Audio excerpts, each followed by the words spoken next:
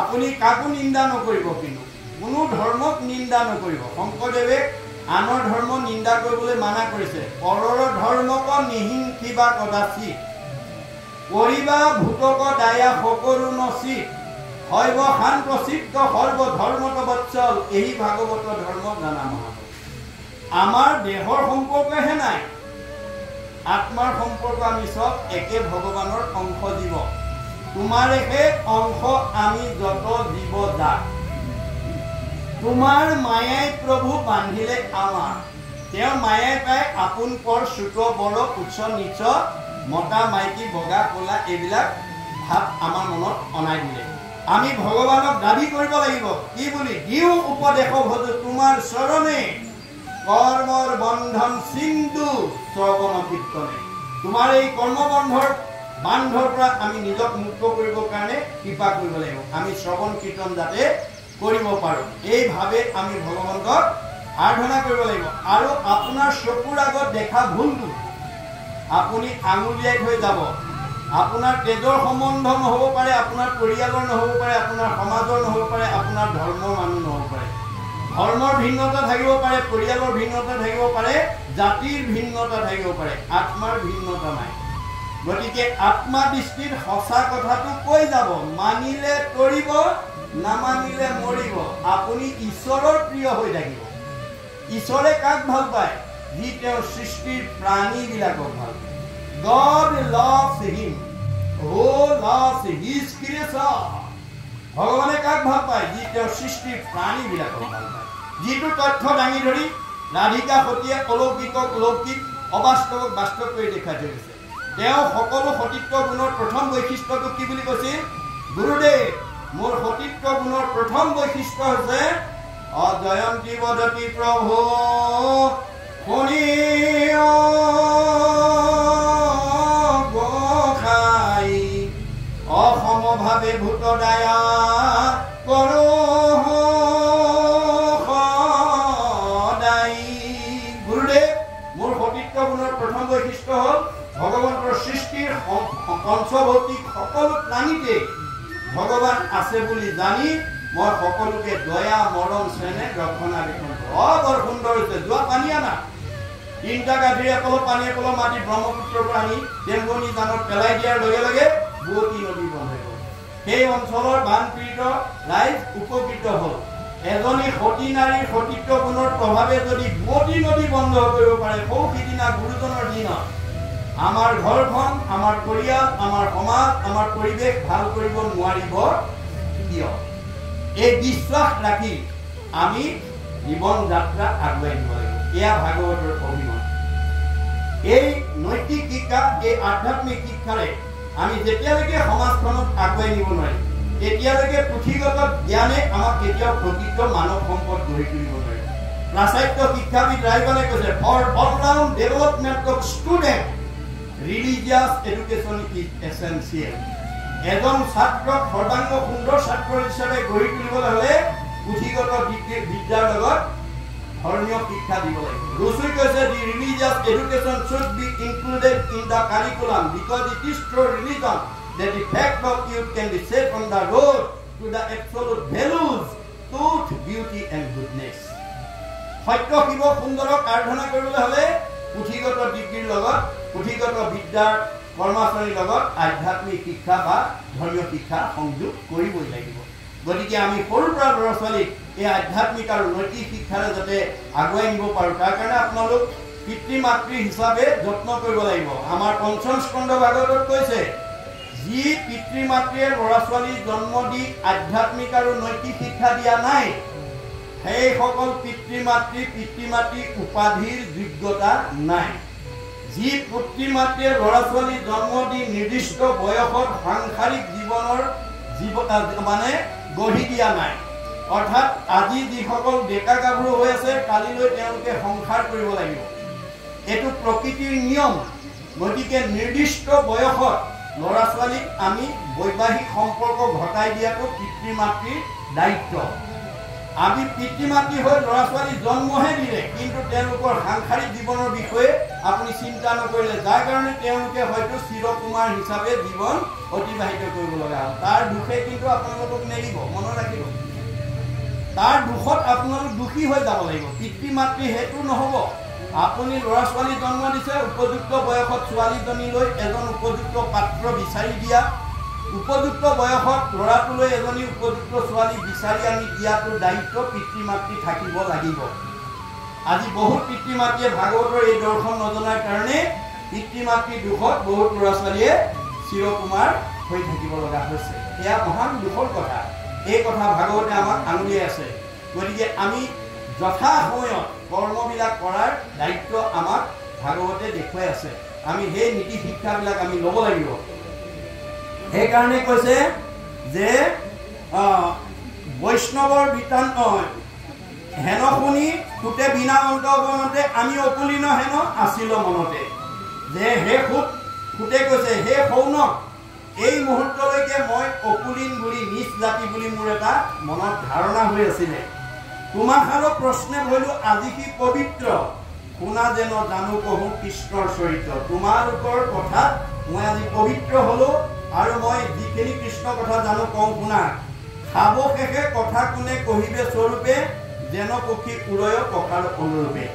তেওঁ এইখিনিতে দাস্যত্ব ভাৱটো প্ৰকাশ কৰিছে। তেওঁ গোটেই ভাগৱত 12 স্কন্ধ ভাগৱত কণ্ঠগত কৰি থৈছে, কিন্তু মই সবিশেষ মাৰি তোমাৰ আগত কম বুলি ক'লে অহংকাৰ কৰা নাই। দাস্যত্ব ভাৱেৰে কৈছে, মই পক্ষী অনুপাতেহে উৰা মাৰিম। গতিকে মই যিমানলৈকে জানো সেইমতেহে কম, মই সকলো জানো বুলি তেওঁ অভিমান কৰা নাই।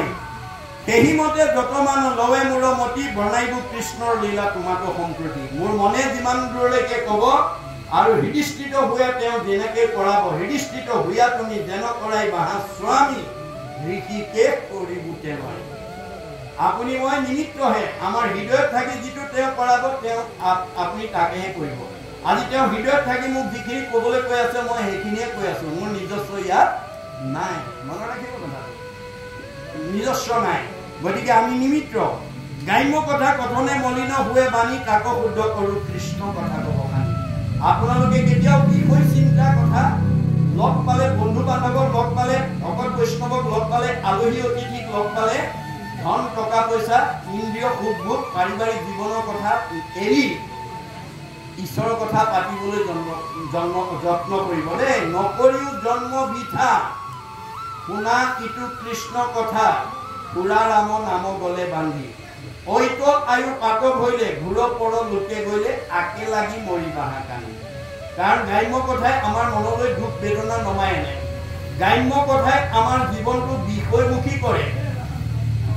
বিষয়ত আতি আশকতি ভৈল যাৰ, কৃষ্ণক পাইবাৰ আশা নিবৰ্তিল তাৰ। যি মানুহে গাঁৱলীয়া কথা পাতি থাকে, ঘৰুৱা কথা পাতি থাকে, ধন টকা পইচাৰ কথা পাতি থাকে, ইন্দ্ৰিয় সুখ ভোগৰ কথা পাতি থাকে, সেইটো জীৱই ঈশ্বৰক পাব নোৱাৰে বুলি কৈছে। বিষয়ত আতি আশকতি ভৈলা যাৰ, কৃষ্ণক পাইবাৰ আশা নিবৰ্তিল তাৰ। সি আৰু কোনোদিন কৃষ্ণক লাভ পাব নোৱাৰে। কিয়? যেন বায়ু বস্ত্ৰ নিয়ে পশ্চিমে উৰুৱাই, পূবক খেলিলে জানো সিটো বস্ত্ৰ পায়। আপোনাৰ কাপোৰ এখন বতাহে পশ্চিম ফালে উৰুৱাই নিছে, সেই কাপোৰখন পাবৰ কাৰণে আপুনি যদি পূব ফালে দৌৰি থাকে, কোনোবা দিনা জানো লগ পাব? নাপাব।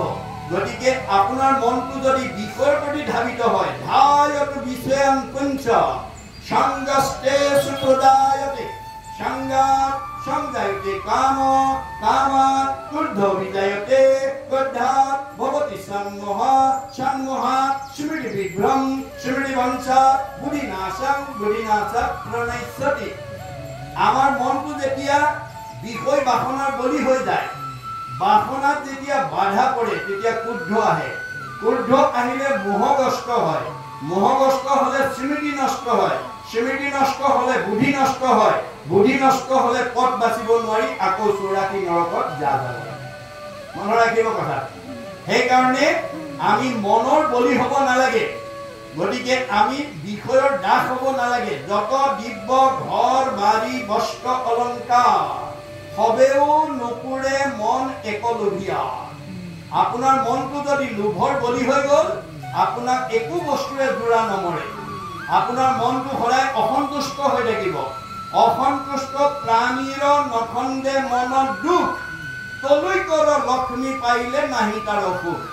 যাৰ মনটো অসন্তোষীয়া, তলৈকৰ সম্পত্তিও তাক সুখ দিব নোৱাৰে। ইয়াৰ উপায় কি হ'ব? আমাৰ ভাগৱতত গুৰুজনাই উপায় দিছে। কি বুলি? যেহি পাৱে তাতে মহা তুষ্ট হুৱে মন, দেৱেকে বিপ্ৰৰ তেজ বাঢ়ে অনৈখন।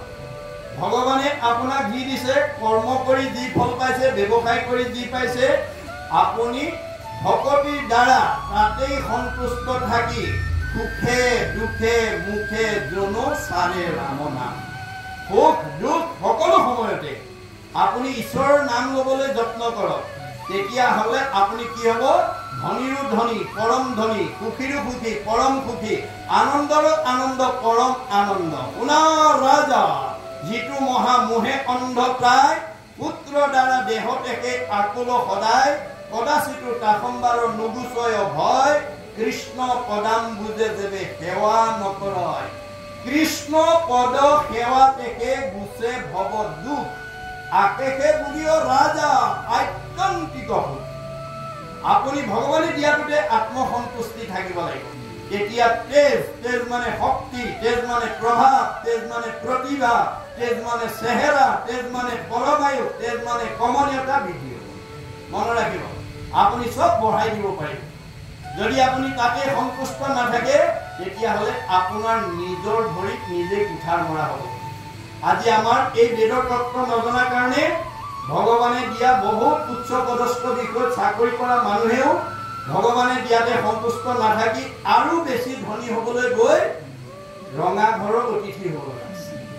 মনত ৰাখিব দেই, আজি বহুত উচ্চ পদস্থ বিষয়ত চাকৰি কৰা মানুহে ভগৱানে দিয়াটোত সন্তুষ্ট নথকাৰ কাৰণে, বেদৰ দৰ্শন নজনাৰ কাৰণে, ভাগৱতৰ দৰ্শন নজনাৰ কাৰণে ৰঙা ঘৰৰ অতিথি হ'ব লগা আছে। বহুতে চাকৰিৰ পৰা নিলম্বন হ'ব লগা হৈছে। সেইকাৰণে এজন দাৰ্শনিক পণ্ডিতে কৈছে, we must concentrate as much as we get from God. ভগৱানে আমাক যি দিছে পূৰ্বজন্মৰ কৰ্ম অনুসৰি, আমি তাতেই আত্মসন্তুষ্টি থাকিবলৈ শিকিব লাগিব। অন্যথা আপোনাৰ বলিয়া শিয়াল কুকুৰৰ তেজ আউট হৈ যাব। আমাৰ সকলোৰে শৰীৰত বলিয়া শিয়াল কুকুৰৰ তেজ আছে বুলি এজন ইংৰাজ দাৰ্শনিক পণ্ডিতে কৈছে। The blood of wild animal always in man. When we get what we need, it remains in our control.